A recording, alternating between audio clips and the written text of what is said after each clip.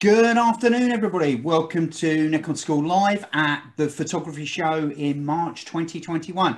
My name's Neil. My colleague Ricci is here with us, and we're going to be talking about Z series, your questions about Z series cameras and Z series lenses as well. We will talk DSLR if you want as well. So in the questions section, I see that we got some great questions already.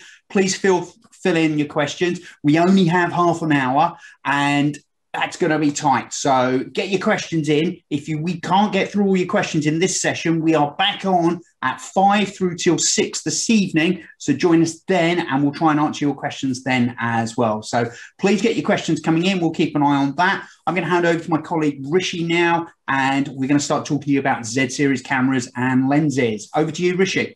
Cool, thank you, Neil. So what I'm going to do is I'm just going to bring up my presentation. So I'm going to go through a couple of slides, show you a couple of detailed bits of information and specification. And I just wanted to also, I think this would be a good time to just start answering some of the questions, because there were some great questions even before the session started. So there was one that asked, I currently shoot with a D500 and I've got lots of lenses. How compatible are they with your mirrorless system for wildlife photography? Is the Z system the way to go? So I personally shoot a lot of wildlife photography, and I've been using Z7 and Z7 II for a long time now, and for landscape and wildlife. But generally, I shoot a lot of wildlife stuff with F-mount lenses and using the FTZ, and also with a Z7 or a Z7 II. So yeah, I mean, if you have a D500 already and you've got lots of F-mount lenses, you can still use those with the FTZ. They'll work perfectly fine. Those lenses will work the same way that they do on your D500. Now, one of the things I would say is, what are you missing from your D500? I think that sometimes people think that they need to upgrade a camera when they don't necessarily need to upgrade a camera. But that being said, I love shooting wildlife on a Z7 or a Z7 II. There are still some reasons why you might want a D500, obviously being a cropped sensor, so you get that 1.5 times focal length. But for me, my choice of camera is that Z7 II currently, and then previously it was a Z7. So those F-mount lenses will work perfectly fine with the FTZ. There was another question from Simon about 7100, and you wanted kind of an all-in-one lens. So on our roadmap, and I'll talk about this in a little while, but on our roadmap, there is going to be a DX18 to 140, which would be kind of a good all-in-one lens for the Z50. So I think, Simon, if you're interested in Z50 and you don't want to carry two different lenses, it could be worth keeping an eye out for that 18 to 140 rather than using the FTZ. If, like you say, if you're not happy to use the FTZ because you're concerned about size and weight, then it could be worth looking at that 18 to 140. I'll come back to this chart in a little bit in a while as well. And then, Phil, there was a question about landscapes. I've got a D800. And it's served me well. I'm looking to upgrade to a D850 with a 16 to 35, 24 to 70, and 70 to 200.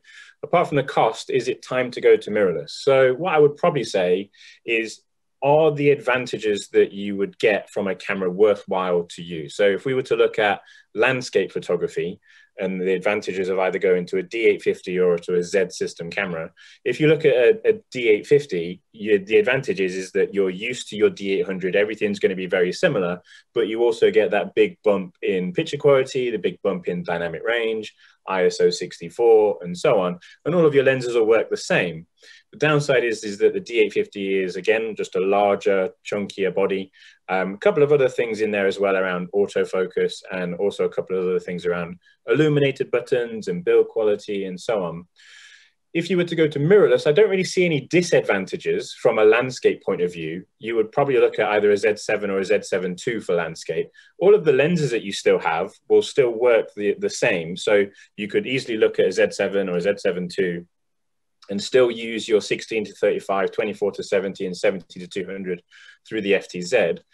One thing that I would keep in mind, though, is, and this isn't a downside, but it might be a problem for your bank balance, is that you would probably want to move over to Z series lenses, because to get the best out of a high resolution camera, you also need some of the sharpest lenses. So you would probably want to move to Z mount lenses eventually, not something you'd have to do straight away, but you'd probably want to move eventually just to make sure you're getting the best quality. For example, the Z mount 14 to 24 and even the 14 to 30 f4 outperform the 16 to 35. The Z mount 24 to 70 and 70 to 200 also outperforms the F mount equivalents as well.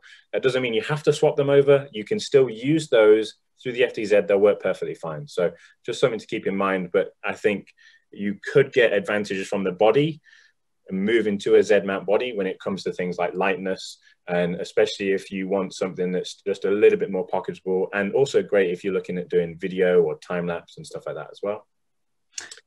Can I just add in there, Ricci? Phil, I came from a D800, D800E, D810, D850, Z7 with the lens selection you've got on the FTZ. And as soon as I got the native lenses, that was just an incredible step forward. I mainly shoot landscapes, and that was just an incredible step forward. So no downside to going mirrorless on there. I'm now shooting the Z7 II as well. So it's got a couple of great features that enables like 900 seconds exposure, extended manual mode settings if you need to go to that. So that's really, really good. So don't see a downside to going to a mirrorless camera there at all. There was a great question by Peter who was asking about the FTZ adapter as well. So I've kind of answered that already, I think. There's no difference in using your lenses through the FTZ or on an F-mount camera. So your lens is the same lens. It might mean that you can't do some things, or some things aren't as the way you want them to work, if that makes sense. But generally, if you had a D750 and you went up to an upgrade of a D850, everything would be the same. Everything would obviously still be a DSLR. And if you move to a Z-mount lens, a Z-mount camera, and you are happy to use the FTZ, your lenses will still work the same. Now, when it comes to their optical performance, you have to keep in mind that sometimes some older F-mount lenses just aren't sharp enough to kind of give you the full detail when it comes to the Z-mount cameras. That's not because of the FTZ, that's just because of their optical design. They're an older lens, they're an older design. So again, you might want to start moving to Z-mount lenses because they're newer designs, they're sharper, more detailed and so on. But your lens would perform the same on a D850 as it does on a Z-mount. The FTZ makes no change to picture quality or performance or anything like that. So just something to keep in mind. And then Madeleine had a question about upgrading from a 5300. I'm looking to move into documentary and environmental and architecture photography. Upgrade paths, there's loads of different things you could choose. If you wanted to go mirrorless, you might benefit from the environment and architectural side of things from a higher resolution. So maybe Z7, Z7 II, for example. If you find yourself shooting more in low light situations, so higher ISO, then I'd probably look at Z6 or Z6 II. And if you wanted to stick to a DSLR, if you like the DSLR form factor, then I would probably say that you'd want to look at either a D780, again, low light performance, or a D850 if you wanted high resolution. So they were just some really good questions that we had in kind of before the chat. If you have any other questions, then do let us know and I can try and answer them as we go. But I'm just going to start going through some of these slides. So first of all, I just want to talk about a couple of differences between Z7 and Z6 II, because sometimes people get a bit confused about which one's going to be right for them. So Z7 is all about high resolution, so 45 million pixels, wonderful detail, great sharpness. There's lots of detail you can capture in your frame and crop into as well if you needed to. To give you an idea, on a Z7 II, even if you crop to DX, you still have around about 20 million pixels left. So you have the ability to crop in quite far and still retain a lot of megapixel detail. Now, granted, not everybody needs that, and that's where Z6 II comes in. And one of the advantages of a Z6 II being a lower megapixel body is that it often performs slightly better at higher ISOs. So if higher ISO performance is something that's important to you, then that might mean that you would look at a Z6 II rather than a Z7 II, just depends on what your setup is. When it comes to frames per second, I'm not necessarily the person who would fire their camera at fastest frames per second, even if it means that I'm shooting things like birds in flight. I don't use a camera at its fastest frame rate. So the difference between 10 and 14 is negligible to me, but depending on what you're shooting, you might find that you need that extra frames per second. I find that 10 frames per second is fast enough for most things, especially on a Z7 II. Obviously on Z7 and Z6, that's down to 9 frames per second and 12 frames per second, respectively. Buffer sizes, again, it comes down to how you're shooting your cameras. If you're in a situation where you want them to fire as fast and responsive as they can, then you will have a larger buffer and a faster frame rate from a Z6 II. but I'm happy to still only need to shoot 77 RAWs in a burst. I don't really very rarely go over that. I shoot a lot of wildlife, a lot of sports stuff. And again, Z7 II always tends to be my choice because of that higher resolution. But as soon as I get to a low light situation, I'd probably move to a Z6 II. Now, when it comes to video, the big standout I'd say for video is if you're a hybrid shooter and you're shooting maybe 50% stills, 50% video, I would probably say that your go-to would be a Z6 II, because there are a lot of advantages that the Z6 II would give you from a video perspective over the Z7 II, especially when it comes to just outright video quality, so sharpness and detail and so on. A couple of other things to keep in mind that are around that. If you're only shooting maybe 20 to 10% video and you like the idea of high resolution, probably want to err towards a Z7 II. It's just going to come down to how important those extra megapixels are to you. One final thing that I often like to keep in mind when it comes to Z7 II is this ISO 64. Not many people tend to talk about this because it's not something that's available on many cameras, but it's something that to me is an absolute godsend. Especially when I'm shooting landscape and architecture, I will keep my Z7 and my Z7 II at ISO 64 at all times. Better dynamic range, just overall better quality, lower ISO, which means that I have a lower amount of light that's intaked, and therefore I can then shoot at a slower shutter speed for longer exposures, especially useful if I'm using filters to shoot long exposures on a tripod. So ISO 64 for me is one of the really big reasons that I do also shoot Z7 rather than Z6, but that might not be useful for everybody. Another thing to keep in mind is that there's no difference between their build quality. So you don't have to feel like because you're going to a Z6 II that you don't get the same build quality. The Z6 II, the Z7 II, they're the same build, they're the same body. They have the same weather sealing and build quality that you'd find on a D850. So you don't have to also think that, oh, it's a smaller, lighter camera, it's not going to be as well built. Nikon is renowned for being one of the best when it comes to build quality and weather sealing. So when it comes to D850 build quality of a chunky DSLR, you get that same kind of equivalent weather sealing that you'd find in a Z6 II or a Z7 II. And that was also the same for the Z6 and Z7 as well. So one thing that a lot of people always asked about when we launched the first Z6 and Z7 was that they only had one card slot. That personally isn't a problem for me. Even in 2 card slot cameras, I only shoot 1 card, but I appreciate that for a lot of people who like to shoot backup so they can duplicate cards, a second card slot is useful. Now, one thing that I keep in mind is that on any camera, when you're using both slots, your camera can only shoot as fast as the slowest card. So I'd always recommend that if you are in a situation where you're shooting a fast camera and you want to make sure that it's shooting as fast as possible and you're using both cards, don't put in a second slow card. Make sure that second card is as fast as it can be. So obviously in Z6 II and Z7 II, we're running an XQD/CF Express. It can be either or. And an SD card slot. So with that SD card, just make sure it's not an older, slower SD card. Otherwise, you're going to cause yourself some problems when it comes to buffer size and also just shooting quickly. So make sure you've got both the fastest cards you can to kind of get the best performance out of that if you do need to use both those cards in the same situation. Another thing that a lot of people asked for was grips. And obviously when it comes to grips, the Z6 and Z7 do not have a buttoned grip. They do have what's called a battery pack, so that you can use that as an extra battery pack. You can use it to elongate your battery life. You can also use it as a charger as well, because it will charge your cameras via USB-C. But for Z6 II and Z7 II, they have their own battery pack, which is also buttoned. We now have dual AF toggles, dual AF on buttons, and it also has a front back dial and obviously a shutter button as well. So if you are in a situation where you do like the idea of using a grip and you want a grip with buttons, then obviously Z6 II, Z7 II tends to be the way to go as well. Now, one of the main draws for me that is shooting Z series is the lenses. And I'm completely honest about the fact that the lenses are some of the best lenses I've ever seen, and I will shoot the bodies so that I can use the lenses. There might be situations where I'm using F-mount lenses as well, and that's purely because there just isn't a Z-mount equivalent yet. Obviously, there's lots of Z-mount stuff that's on the way, and we're in a situation where we're just expanding lenses as quickly as possible.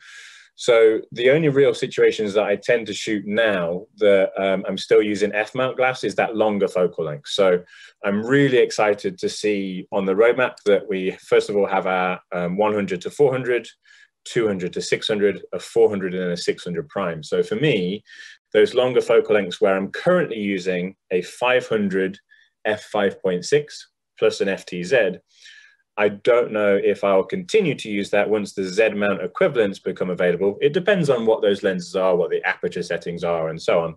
But obviously, I'm quite excited to see what the Z mount equivalents can do, because up until now, every Z mount equivalent has outperformed its kind of F mount counterpart, if that makes sense. When it comes to the trinity of lenses, the 14 to 24 is significantly smaller and lighter.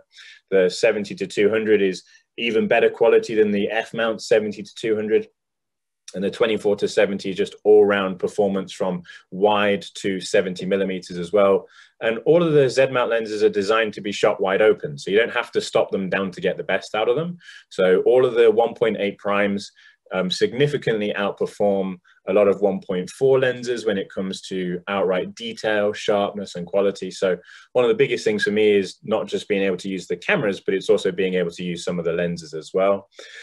Now, I know there's a lot of questions about people asking about different lenses and what lenses will be available. So we always have our roadmap that shows you what lenses are available, what lenses are coming. This is publicly available, so I'm not showing you any new information here, but this will show you kind of what focal lengths are on the way. A lot of people always ask about macro. So we have a 50mm macro and the 105mm macro dedicated lenses that will be on the way. A lot of people want also just smaller, lighter weight, more compact lenses. So there's also going to be some compact primes, which would be a 28 and a 40. And then also some more zoom lenses like I've talked about. And then also a longer kind of mid-range telephoto, so like a 24 to 105 for people who find 28 to 70 just a little bit too short. So we're trying to fill out the lens range as quickly as possible to kind of match the most important areas. And hopefully there's a lens, at least on the way, that's going to give you the shots that you want. We also have our two Tele Converters as well. So the two Tele Converters allow us to make our focal lengths longer, but you have to keep in mind that they only currently work with the 70 to 200. So the Tele Converters are in a situation where we're hoping that they'll work with some of the longer lenses, but currently it's just the 70 to 200 that they'll work with at the moment. So what I'm going to do is I'm just going to have a look to see if there's any other questions about things that I've not covered yet. Because I did just see that a couple of people said I've answered some of their questions already.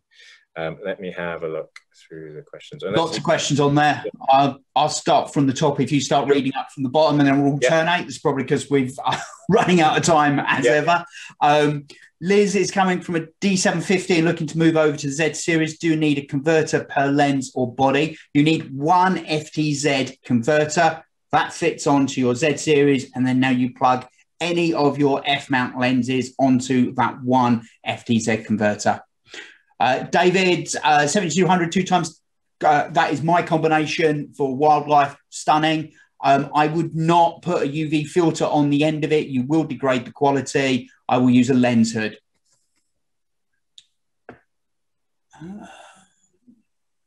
I just saw a question here was, how is autofocus tracking done on the Z6 II? Can you use a Tamron 150 to 600? One thing I would say about that is I can't comment entirely on what third-party lenses work and don't work. You'd have to contact Tamron. I do know that Tamron and Sigma have done a lot of updates to make sure that their lenses do work via the FTZ. But I would say that you just need to make sure that that's all up to date if there's any firmware changes. I know that it's not the fastest lens. That's why I tend to either use the Nikon 200 to 500 or the 500mm prime. They're my go-to kind of wildlife lenses via the FTZ, but it's not the FTZ adapter or the camera's fault. It just depends on what lens you're using, if that makes sense. Any macro lenses due? I think I answered that. We've obviously got the 105 on the way. Just have a quick look through some of these questions. Great question here. Can you explain what happens if I mount a DX Z mount lens on a Z6 II? What happens is your Z6 II will crop to DX. So it forces you into a DX field of view. So technically, as far as your lens is concerned, you're just seeing the lens like it normally would be on a DX camera. The downside is, especially on a Z6 II, is that you'll drop from 24 megapixels to about 10 million pixels, because that's what its DX crop is. So I would tend to advise that if you want the maximum megapixel count, then I would tend to advise using full frame lenses. But if you have a DX lens already, if you want to use a DX lens on it, you can do that. That's not a problem. But just keep in mind that you won't be able to shoot at 24 megapixels. It'll drop down to 10. Okay. I've got a question here on the Z6 video kit. What is included? Atmos Ninja is ready to record, or do you need to buy a separate disc? Do you have anything on the video kit on there, Rishi? Not that I put in here, no. But the key thing to keep in mind is that I think the only thing you'd need from the video kit is you would need a drive. It doesn't come with a hard drive. So you would need an SSD to run in it. Everything else should be in there, as far as I'm aware. I think it's just an SSD for the Atmos that you need. Question here from David. I have a D610 and selection of lenses, wondering about mirrorless, either Z6 II or Z6. Would it be a good move? Yeah, I mean, both myself and Neil have we've moved from DSLR to Z mount, and just something about that as well is we don't have to. Like myself and Neil, we could use whatever camera we want. If I wanted to shoot everything on a D6, I could shoot everything on a D6. If I wanted to shoot everything on D850, I can do that. And we've moved to use the cameras that suit us and the cameras that, you know, are most useful to us. So it just so happens that we shoot similar things and we like similar things about cameras. So it just so happens that we both shoot a Z7 II as our main camera for stills. And we both also use a Z6 II as our main camera for video. So there's, you know, moving to mirrorless is a case of just finding out which camera is going to work best for you. It does depend on what you shoot. And as I mentioned at the start, it tends to be that landscape, architecture, astrophotography, where you need that higher resolution, that higher dynamic range, starts to kind of push towards the Z7. And when it comes to low light performance, high ISO performance, that's what I mean by low light. I mean high ISO performance. And if you're in a situation where you also shoot lots of video, that's where you might want to go towards kind of Z6 II or Z6. That's the key fundamental difference between them, really. Let's have a quick look. Allison's asking about upgrading from a D90 to D750. That would be a good step forward. If you want to keep with DSLR, you could. If you want to think going to mirrorless, it'll be smaller and lighter, perhaps consider a Z5 or maybe a Z6 as well. But that would be a good forwards. And you'll see a whole new range of autofocus features, low light performance, sharpness on lenses as well. So yeah, that would be a very good step forward for an upgrade. Peter asked a question about Z-mount Tele Converters with respect to their performance. So the Z-mount Tele Converters, as I mentioned, currently only go on the 70 to 200 2.8, but they do work fantastically well. The detail and the quality that you can get at the Tele Converters is fantastic. So if you are interested in the Z-mount Tele, we have a 1.4 and a 2 times. They currently work with the 70 to 200 2.8. The quality is unbelievable. It's one of the best 2 times Tele Converters I've ever seen. So especially if you're in a situation where you want the ability to go to 280 or up to 400 with the 2 times Tele, definitely something to consider. That is actually something that's in Neil's kit bag all the time. I still choose a 500 prime, but that's because I shoot a lot more wildlife. But for Neil, the Tele Converters and the 70 to 200 is a fantastic option as well. Yeah, I just echo that. Brilliant. I'm a landscape photographer and a casual wildlife photographer, and having that 2 times Tele is just a brilliant combination on my 70 to 200. I get a 140 to 400 5.6, which is just incredible, and the sharpness and the speed of autofocus, which works brilliantly from the 70 to 200 f2.8.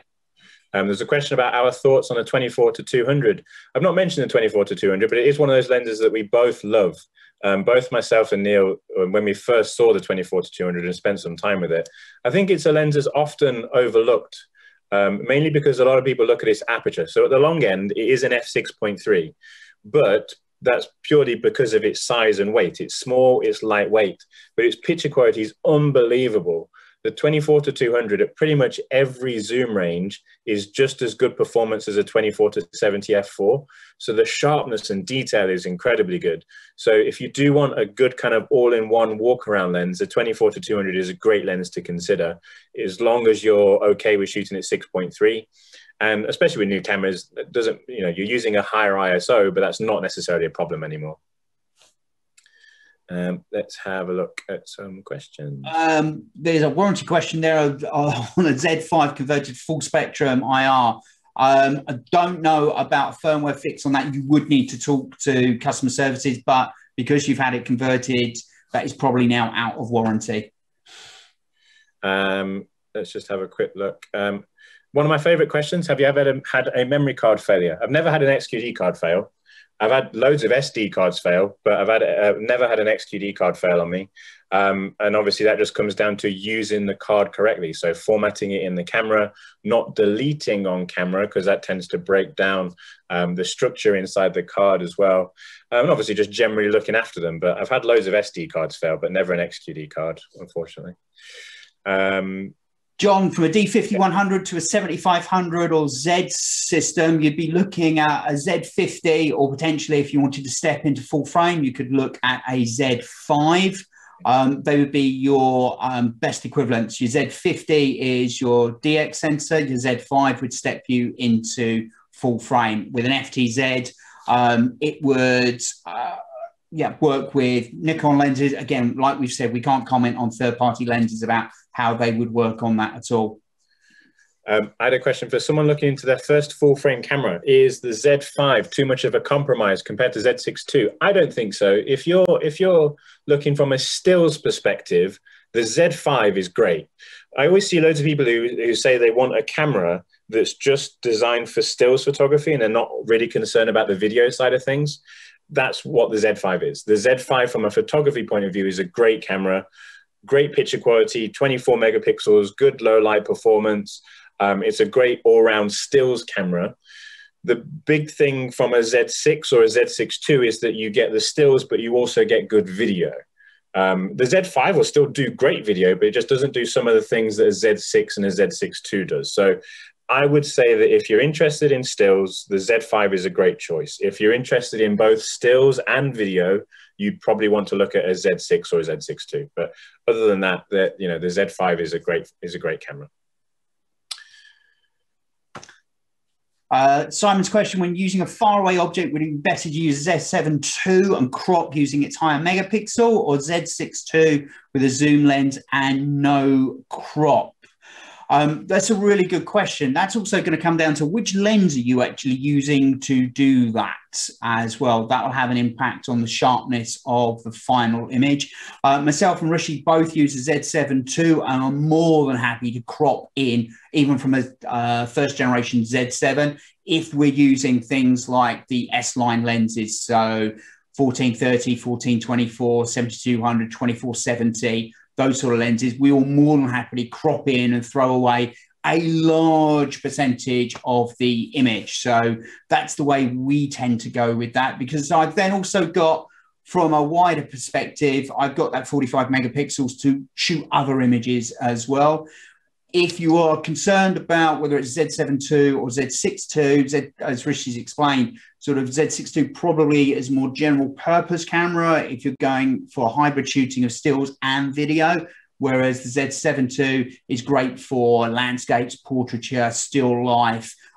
You get that amazing dynamic range on it as well with the higher megapixels as well. There's a question here from Peter. Does AFA work better in the Z6 over a DSLR? So just one thing to keep in mind is that the Z6 won't have AFA, only has AFS and AFC. So AFA is something that you'd find on some of our smaller models. So Z50 has an AFA, but effectively we'd advise that you'd either be in AFS or AFC, because that means you're in control of when the camera's focusing, when it's not focusing, when it's locking, and so on.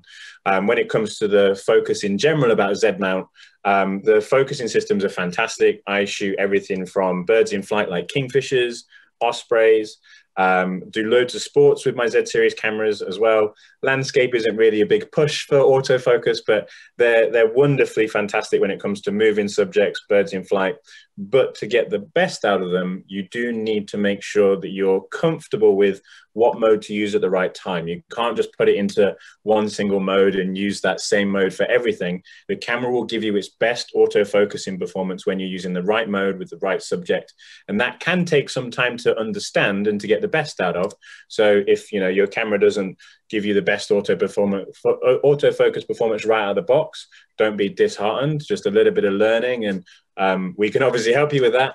You'll then get some great pictures out of it and some great results when it comes to focus tracking, sports, wildlife, and so on as well. Steve, yeah, we're missing location courses as well. We've just put a whole load of new ones up for the end of the year. So hopefully if lockdown continues to ease, we will be back on location and doing location workshops. So have a look on the website for those as well. We are bang on time. Bang on time. Excellent. Apologies if we haven't got to your question. We only had half an hour for this slot. So we are back on at 5 through till 6, and we'll be talking with Donna Cruz and Andy Parkinson, our ambassadors, about sort of pro photography, food photography, wildlife photography. Myself and Rishi do landscape, astro, portraiture as well. So Rishi does a lot of wildlife and dance photography. So we can cover lots and lots of different genres. So join us at 5 through till 6, and we'll have hopefully a chance to answer some more questions for you. Again, apologies if you haven't got a chance to get through to your specific question. Thank you for joining us this afternoon, and we look forward to seeing you later. Or check out Nikon School website, www.nikonschool.co.uk, and we've got some new courses up there as well, and all about Z series cameras and the hints and tips there as well. Thank you for joining us this afternoon. Cheers, everybody. Bye. Thanks, guys. Bye.